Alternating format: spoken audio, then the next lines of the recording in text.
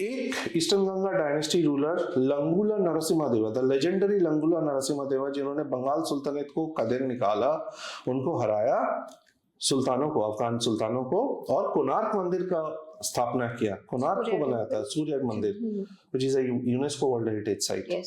उन्होंने भी बड़ा जबरदस्त दान किया था उनका माँ का कहने से। उनका माँ ने दो चीज उनको बताया था लंगूला नरसिम्हादेवा का। एक, जगन्नाथ मंदिर से भी एक भव्य मंदिर बनाओ सूर्य भगवान का मित्रवन में, कोणार्क मित्रवन, क्योंकि मान्यता यही है कि कृष्ण का पुत्र सांब महाराज वहीं पे तप किया था कुष्ठ से मुक्ति के लिए। तो उधर वहां एक सूर्य भगवान का मंदिर बनाइए और जगन्नाथ मंदिर का कोषागार में बहुत अच्छे से दान करिए। फिर आते हैं गजपति महाराज कपिलेंद्र देव राउतरे। उसके बाद उनका बेटा पुरुषोत्तम देव, प्रताप रुद्र देव, इन्होंने भी बहुत अच्छा दान किया और भोग मंडप, नाट मंडप ये सब बनाया जी। लेकिन जो भोई डायनेस्टी का रूलर है जो स्थापना किया था, राजा रामचंद्र देव वन, उन्होंने 1000 सोने के रामाभिषेक मोहर दान किए थे।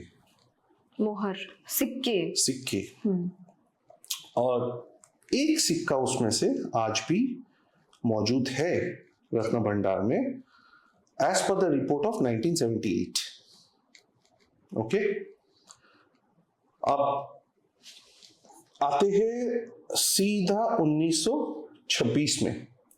1926 में जो गजपति महाराज ब्रिटिशर्स का कहने पर टेम्पल एडमिनिस्ट्रेशन अपना हाथ में लिया और उन्होंने एक ऑडिट करवाए थे मंदिर का, रत्न भंडार का।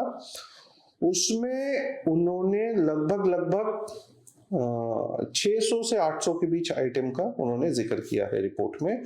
और वो रिपोर्ट साइन किया था एमार मठ का जो मठाधीश था वो मेरे ख्याल से दयानिधि दास एक थे, उससे पूरी कलेक्टर ने खुद साइन किया था, और भी एक दो ऐसे गिने चुने लोग थे साइन किया था। वो रिकॉर्ड आज भी पूरी कलेक्टर का स्ट्रॉन्ग रूम में जमा है जी। So if the current committee wants to refer that report, they can always do that. ये हो गया 1926।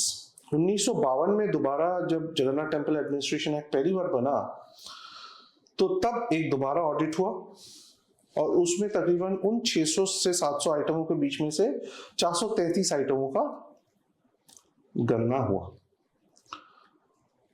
उसके बाद आते हैं आपका मेजर ऑडिट फिर चालू हुआ 1962 टू 64 के बीच में, जब दो बार ऑडिट हुआ। उसमें उन्होंने 400 के करीब आइटम चेक किए थे, 400, 430, 40 ऐसे बीच।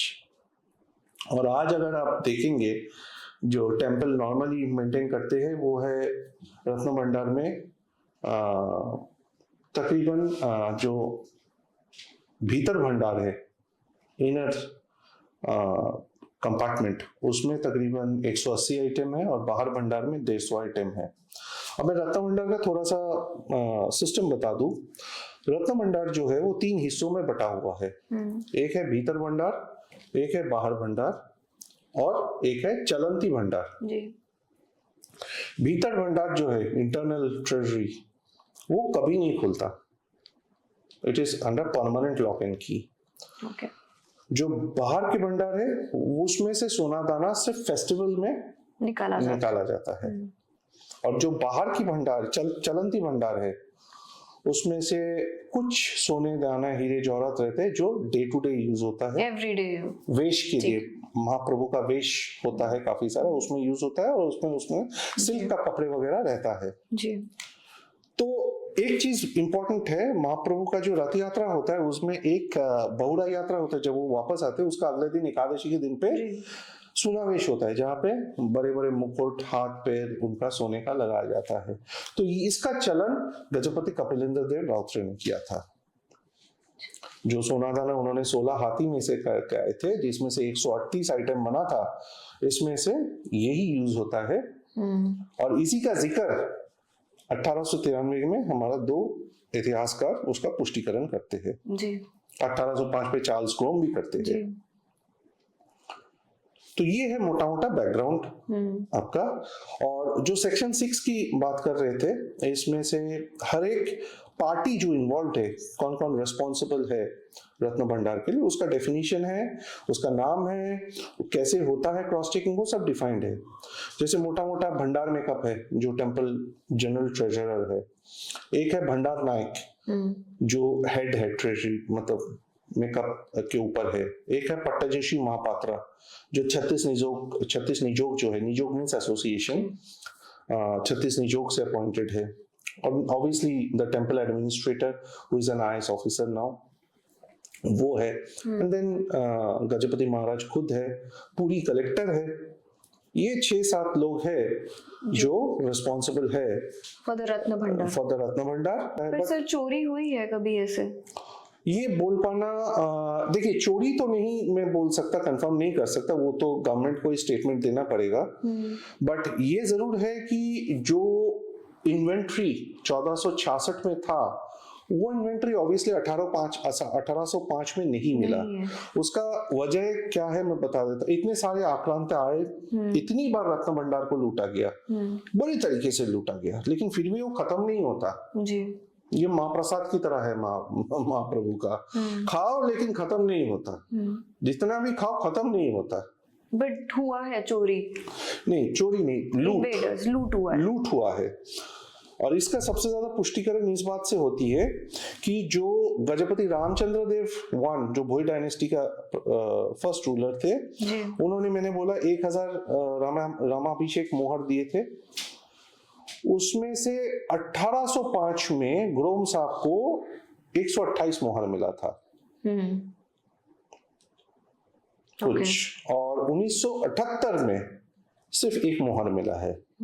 अरे बाप रे, तो it has declined only. It has declined. अब वो government has to come up with the explanation. But is government coming up with any explanation? अभी तक कोई खुलासा नहीं हुआ। इसमें देखिए मजेदार कहानी है, 2018 में भी हाई कोर्ट के कहने के मुताबिक एक 12 मेंबर का टीम उसके अंदर गया था जी, इंस्पेक्शन और काउंटिंग वगैरह स्टार्ट करने के लिए, जैसे इस बार हो रहा है।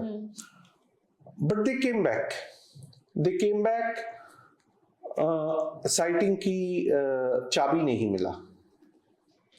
वो बाहर भंडार जो है वहां तक पहुंचे, लेकिन इनर भंडार तक, अंतर भंडार तक, तो वो चाबी कहाँ है? चाबी नहीं मिला उनको। This is the excuse, this is to cover up only, I don't know. अब उसमें दोनों पार्टियों का बड़ा कॉन्ट्राडिक्शन है स्टेटमेंट में। कमेटी के लोग, मतलब ये जो टीम बना था वो जाके वापस आए हैं, और वो हम सबको मालूम है, रेगुलर जो पूरी जाते हैं, पूरी का भक्त लोग सेवा आए थे, किसी को सही में नहीं हुआ तो वो वापस आ गए थे तुरंत। लेकिन उस टाइम जो लॉ मिनिस्टर थे, लॉ मिनिस्टर साहब बोलते हैं कि नहीं, इंस्पेक्शन हुआ है, 150 आइटम है, 180 आइटम है, इतना तोला सोना है, 225-30 केजी तोला सोना है, इतना सा 300 केजी के करीब रूपा है। ये स्टेटमेंट कहाँ से आया सर? ये लॉ मिनिस्टर से आया है। बट ये स्टेटमेंट जो इंस्पेक्शन करने जाते हैं उन्होंने नहीं देना चाहिए? नहीं, वो एग्जैक्टली उनको देना चाहिए, बट उन्होंने बोला हम तो ना करके, हमें तो चाबी नहीं मिला जी।